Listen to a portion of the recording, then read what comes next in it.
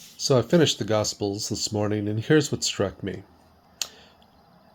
In each of the Gospels, they tell the same story, obviously, but they focus on different people. And what struck me in reading the harmony of the Gospels is how Jesus, when he rose from the dead, um, appeared to people and interacted with people uniquely in a way that they needed him to. Um, I'll give you a few examples. With Thomas, who is doubting Thomas, right? Um, he needed proof, and so Jesus said, "Here, touch me." With the disciples in general, they couldn't believe that he was physically risen from the dead, and so he said, "Give me some fish, or give me something to eat. I'll prove it to you. I'll show you." And they did, and he did by eating the fish and the bread. To Mary, whom he cast demons out, and she was the very first one that he appeared to after the resurrection. Which, as a side note, is very interesting culturally.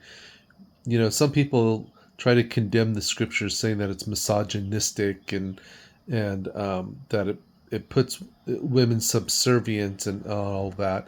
Well, culturally at that time, um, if I remember correctly, I don't even think women were allowed to testify in court because their uh, because their word was not deemed to be reliable or authoritative or whatever it is that the culture said at that time. But interestingly, when Jesus rose from the dead, he chose a woman, and nonetheless a woman whom he had cast demons out of, to be his first mouthpiece. And how did that happen? Well, she didn't recognize him at first. They were carrying on a conversation, and then finally he called her name. He said, "Mary." And when she heard Jesus say her name, that's what opened her eyes. And then the final example I'll give is Peter. And we know last time we saw him, he denied Jesus 3 times.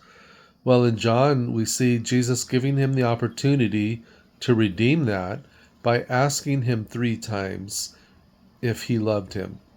And there's a lot we could say about that when you go into the Greek language and all of that they were originally speaking and it was written in.